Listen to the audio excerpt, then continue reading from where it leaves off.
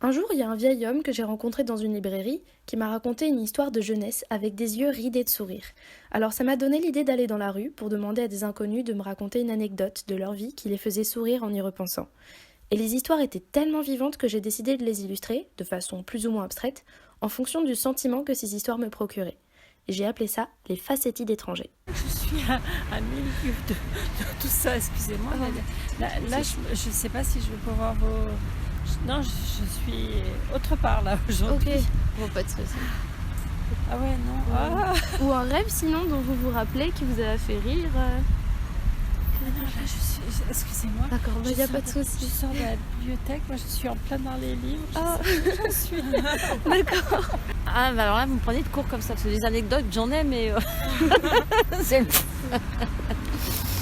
Voilà, une qui me vient tout de suite à l'esprit, il y a très longtemps, j'avais un vélo et j'avais tout un trousseau de clés.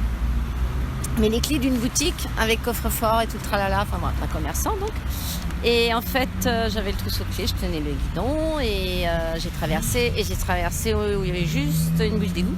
J'ai failli échapper mon vélo, donc évidemment j'ai un peu... Mes mains ont fait ce qu'elles pouvaient et j'ai lâché le trousseau de clés dans la bouche d'égout. Ah, c'est moi. Voilà. Oui, qui m'a fait plus que sourire, elle m'a même bien fait rire. On était au cinéma en famille et puis on a vu la dernière pub de la voiture électronique, la dernière voiture électrique d'Audi. Et en fait, il se trouve que elle s'appelle, en anglais, ça se prononce e-tron. Je vous laisse. Ok. Et donc, on a tous éclaté de rire en se disant, le sous-slogan, ça pouvait être la voiture de merde. Voilà. Merci beaucoup. Je vous en prie. Bonne soirée. Là, comme ça, bim, au dépourvu. Alors, moi je dirais dans les mots de ma fille, quand elle commençait à apprendre à parler, quelque chose qui nous a beaucoup fait rire. Elle avait dit, tu sais maman, dans Je t'aime, il y a une catastrophe. Au lieu de dire, il y a une apostrophe. Ah. Voilà, C'est vrai, celle-là. celle-là, j'aime bien. Et Faut que j'en trouve une autre, c'est ça.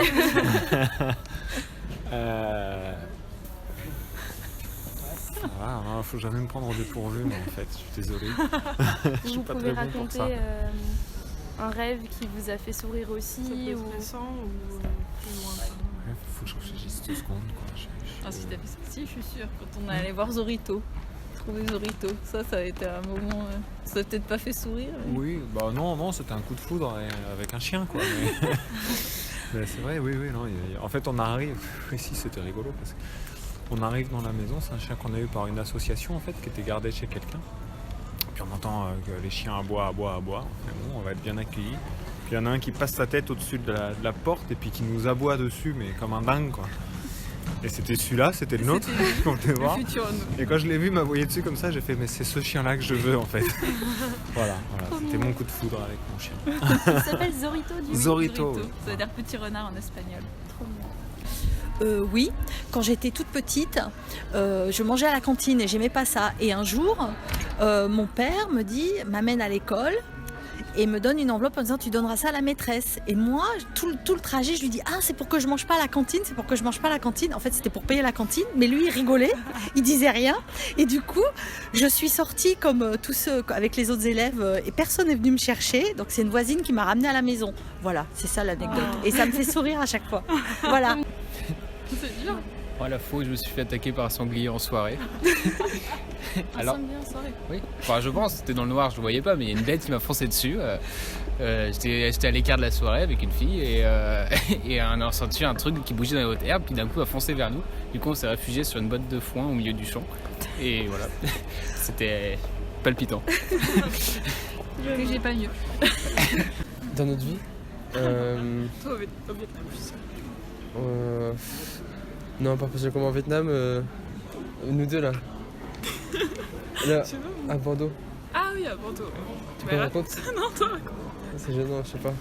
Je sais pas trop Non, mais raconter. allez-y. En gros, une anecdote sur notre vie. À nous deux. Quelque chose qui Que nous- vous fait sourire quand vous y repensez. Alors. Ah oui, la première fois que je suis venu lui parler. Ouais, sauf que c'était pas si romantique que ça. Elle m'avait recalé en fait. du coup, voilà. Et maintenant, oui, ça me fait sourire. Enfin ça, en tout cas, ça nous fait sourire. Voilà. Du coup, c'était il y a quelques mois, je pense, c'était en août. Genre, en fait, on marchait avec une amie, on marchait, on se promenait simplement, et en fait, on a croisé, enfin, à un moment, je vois un petit papy qui se déporte sur la route, mais il marchait vraiment super doucement. Et du coup, genre, je me dis, qu'est-ce que je fais? Est-ce que je vais l'aider, tu vois, ou est-ce que je fais rien et tout? Et en fait, il s'est arrêté en plein milieu de la route. Du coup, mon instinct a pris le dessus. Qu'est-ce que j'ai fait? J'ai secouru le papy, je l'ai pris par le bras et je l'ai emmené en fait de l'autre côté de la route. Du coup, il marchait vraiment tout doucement, il était grave en difficulté. Et en fait, il cherchait à prendre le 10 place Jourdan puisqu'on est à Limoges. Et du coup, il voulait prendre le bus et du coup, je l'ai accompagné jusqu'au bus. Sauf qu'au moment où on était genre peut-être à 20 mètres du bus, le bus est arrivé. Et du coup, je me suis dit, bon, là, à la vitesse où on va jamais pouvoir avoir le bus. Et en fait, j'ai demandé au chauffeur s'il pouvait s'avancer pour prendre le petit papy. Et du coup, il a pris le petit papy. En fait, ce qui m'a fait sourire beaucoup, c'est que le petit papy, pendant qu'on l'amenait avec mon ami, du coup, en fait, il nous a raconté qu'il avait fait la guerre et tout, et qu'il avait perdu sa femme. Mais enfin, c'est pas très gai, mais moi, ça m'a fait sourire parce que c'est trop mignon quand il y a un petit papy qui raconte son histoire. Et du coup, voilà. Et j'ai beaucoup aimé les 10 papys. Trop mignon. C'était il y a 2 ans. Ah non, bientôt 3 ans. Je devais aller chercher du travail à Berlin. Voilà, j'avais une idée. Je voulais avoir quelques bulletins de paye comme chauffeur de bus à Berlin. J'avais vu, bon, c'est pas du tout mon truc, voilà, je suis informaticien. Et je m'inscris sur Blablacar pour faire Paris-Berlin.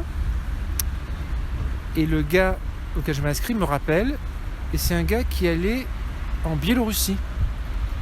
Et j'avais un fils en Biélorussie qui faisait un stage de théâtre pour 1 an. Mais je savais que c'était très difficile, il fallait un visa, c'était très très compliqué. J'appelle ce gars-là, il me demande, est-ce que tu vas que à Berlin parce que je passe par Varsovie et je vais même jusqu'en Biélorussie. Je fais, ah bon, tu vas à Minsk? Ah non, j'ai une copine qui est à la frontière. Il me dit, mais de toute façon ça marchera pas parce que tu n'as pas de visa, mais renseigne-toi. Le Parlement de Biélorussie a voté une loi il y a quelques jours. On va pouvoir venir sans visa en Biélorussie pendant 5 jours en arrivant par les airs. Et donc je regarde et ça commençait le lendemain de mon arrivée à Berlin. Donc je suis arrivé à Berlin, on a fait ce Blablacar à 7 dans un Renault Espace entassé comme des sardines. Et je me connecte et je trouve un billet vraiment pas cher, Berlin-Minsk. Et au lieu de chercher du travail, je suis allé voir mon fils à Minsk pendant 5 jours. Et c'était extraordinaire. Voilà, ça devait être en février 2017, je pense. Et j'ai passé 5 jours à -20. Voilà, j'ai vu ses profs, ses copains dans son école de théâtre. J'ai visité deux synagogues qui étaient juste à côté. Et j'étais sur un nuage.